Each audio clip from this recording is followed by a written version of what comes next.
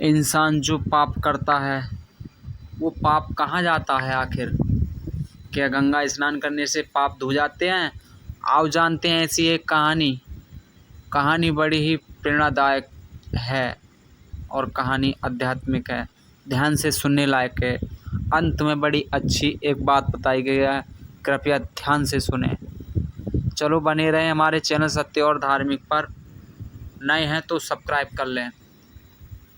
कहानी को शुरू करते हैं। इस कहानी को सुनकर एक लाइक अवश्य करें और एक प्यारा सा कमेंट भी करें कि ये कहानी आपने किस जगह से सुनी है। एक गांव में एक बार किसी महात्मा का सत्संग हो रहा था। तभी कहीं से एक चोर आकर सत्संग में बैठ गया। महात्मा के सत्संग का इतना प्रभाव हुआ कि चोर को अपने पाप कर्मों से घृणा होने लगी। सत्संग समाप्त होने के बाद चोर महात्मा के पास गया और अपने पापों का प्रायश्चित का उपाय पूछने लगा। महात्मा जी ने बोल दिया, गंगा स्नान कर आओ, तुम्हारे पाप धुल जाएंगे। वह चोर तो गंगा स्नान के लिए चला गया, लेकिन तभी वहां बैठे लोगों में से एक युवक खड़ा हुआ और बोला, महात्मा जी, आप कहते हैं कि गंगा स्नान से पाप धुल जाते हैं, तो इसका मतलब ये हुआ कि गंगा जी में समा गए पाप, मतलब गंगा जी भी पापी हो गई। युवक की बात का महात्मा जी के पास कोई जवाब नहीं था, क्योंकि उन्होंने कभी इस बारे में सोचा ही नहीं कि गंगा जी से पाप कहाँ जाते हैं। आखिरकार इस अनूठे प्रश्न का उत्तर जानने के लिए महात्मा जी ने घोर तपस्या की। कई दिनों की तपस्या के बाद महात्मा जी के सामने देवता प्रकट हो गए और वरदान मांगने को कहा।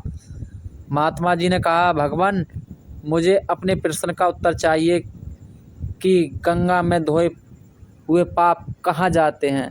देवता अपने मन में मग्न, उन्हें भी पता नहीं कि गंगा में धोया पाप आखिर कहाँ जाता है। अब देवता बोले, चलो गंगा जी से ही पूछ लेते हैं, और दोनों गंगा जी के पास पहुँचे। महात्मा जी ने गंगा जी से प्रश्न किया, हे शीतल और परम पवित्र जल की अधिपति माँ गंगे, कृपा करके हमें बताओ कि अनगिनत लोग आप में जो पाप धोते हैं, उनसे क्या आप भी पापी होती हैं? गंगा जी ने प्रसन्नता से कहा, भला मैं क्यों पापी हुई? मैं तो अपना सारा जल पापों सहित समुद्र को समर्पित कर देती हूँ। उसके बाद उन पापों का समुद्र देवता क्या करते हैं, ये उन्हें ही पता होगी, मुझे नहीं पता। देवता महात्मा को लेकर समुद्र के पास गए और बोले, हे जल सिद्धू माँ गंगे, अपने संपूर्ण जल के साथ जो पाप आपको अर्पित कर देती हैं, उसमें क्या आप पापी होते हैं? सागर ने कहा, मैं तो अपना संपूर्ण जल सूर्य के ताप से भाप बनाकर बादलों में परिवर्तित कर देता हूँ, इसीलिए भला मैं क्यों पापी हुआ?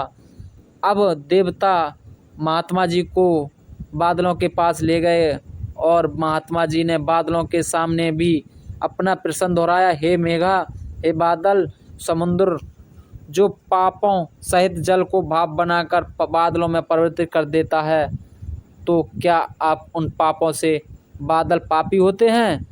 बादल बोले, हे भाई, हम क्यों पापी हुए? हम तो सारा जल यथा ऋतु समय के हिसाब से पृथ्वी पर भेज देते हैं। ये प्रश्न पृथ्वी से करो कि वह पापों का क्या करती हैं।